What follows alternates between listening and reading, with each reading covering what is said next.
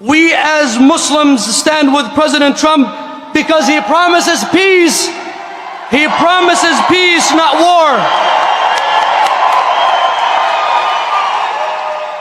We are supporting Donald Trump because he promised to end war in the Middle East and Ukraine.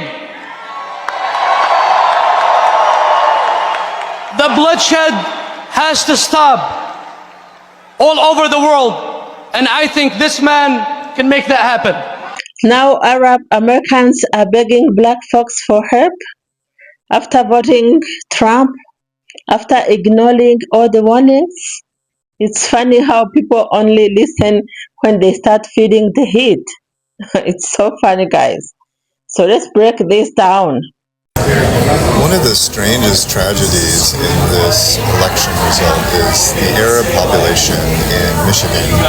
There was a group of Arabs who decided that Trump was the person they wanted to win. It wasn't just that they weren't going to vote for Kamala Harris, but they actively voted for Trump. And it was all based on Trump's telling them that he was going to call for a ceasefire as soon as he was elected. Now, I find this very sad and also perplexing because Trump is very, very close with extremely right-wing Israelis who publicly said that they wanted to annex the West Bank and Gaza, and they didn't want a ceasefire at all, and they just wanted to maximize the force being used against Palestinians. I can understand being angry at the Democrats and Kamala Harris as well as Biden on this topic, but the idea that Trump was going to be better really is perplexing. There's an Arab group that is sending a letter to Trump saying, please support the ceasefire you promised you were going to support. We voted for you because we thought you were the best choice for the country. But instead, he has nominated Marco Rubio and Mike Huckabee, and Rubio has said he is in no way supportive of a ceasefire. He thinks Israel should ramp up their campaign. And Mike Huckabee is very much on record as having said he was supportive of Israel annexing the West Bank and Gaza, or at least supportive of the people who would say that that's what they want to do.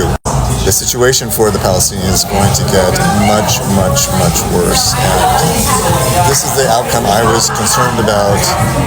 And, I can understand to some extent the idea that people didn't want to vote for someone who supported a policy that they disagreed with very strongly.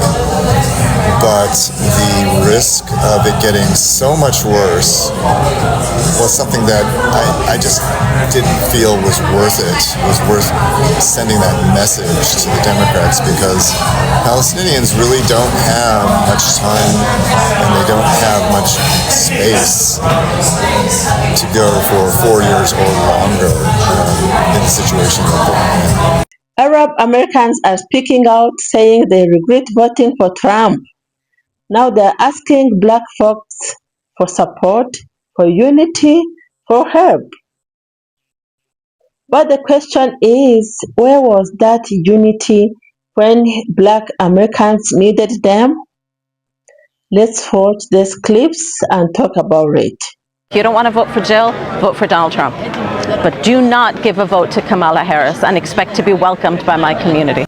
If they're not back by the time I get into office, all hell will break out in the Middle East. And it will not be good for Hamas, and it will not be good, frankly, for anyone. Don't look at us who voted for Harris. Because hashtag, we tried to tell you.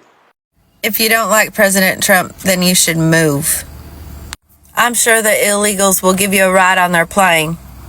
I'm so sick of hearing everybody talking trash about Trump and they don't even know what's going on. So it's real easy. Just pack your bags and move. So Arab Americans are saying they didn't think Trump would come for them too. That's the same thing they heard from Latinos before. Now they realize Trump comes for everybody.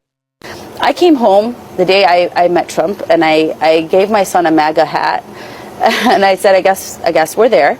And he said, ew. His first words to me were, ew. I said, but Baba, he said he's going to stop the war. And he said, okay, that's it. Give me that hat. We're voting for Trump. And that's the sentiment, not just of an 8-year-old, but of an entire community. If you're going to stop the war, even if I don't like you, I'm on your team. They just said we made a mistake by staying silent when black people were warning us. Yes, you did.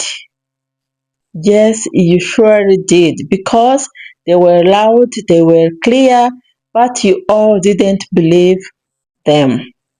Now you are asking for help.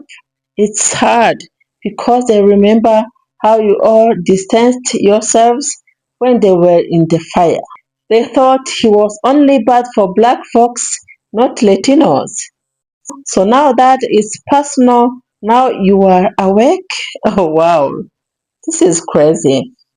Let's be honest here. Black people have always been the warning sign. They are the first to feel it, the first to speak out. But we are also the first to be ignored. They told you all about Trump. They told you about racism, about the Muslim ban, about the hate he spread. But some of you thought you were safe. Now, ICE bans, war talk, targeting your communities. Now you get it. But black Americans already lived it. Look, black Americans don't have hate in their heart, but they do have memory. And what they remember is being left alone when it was their turn. So now that it's your turn, I hear you. I really do. But don't expect black people to save you again without real change, real respect, and real unity. You want help? Then stand with them next time. Speak up before it's too late. Because real unity means showing up for each other, not just when it hurts. Okay? That's real unity. So to the Arab American community, if you truly regret it, don't just say sorry. Stand with black Americans next time. Fight with them next time. That's how trust is built. Okay? And to my black family, we have power and people are saying it. Let's use it wisely. Let's protect it. But let's also remember not everyone who comes running deserves a seat at the table. Okay? So this is all I had to say about this. What do you all think? Should black folks help? Or is this the result of ignoring the warning signs? Drop your thoughts in the comments, like this video, share this video, and subscribe for more real talk coming soon. Thank you so much for watching. Thank you so much for tuning in. Bless you all. See you in the next one. Bye.